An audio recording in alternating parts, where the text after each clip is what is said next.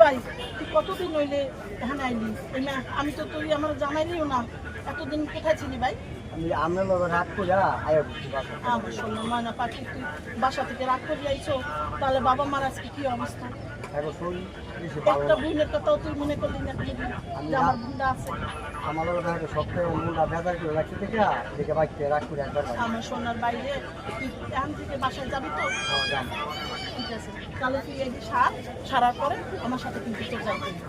না রে ভাই, তুই যদি আমার বাসায় যাই দানা মলটা, তাহলেই আমি তারপরে আমি খাবো না। যাবো যার ভাই মজা হয়েছে এই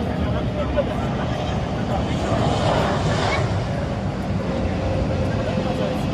আমার বাড়িটা অনেক বড়, আমি আর খাবো না, দেখ কিছু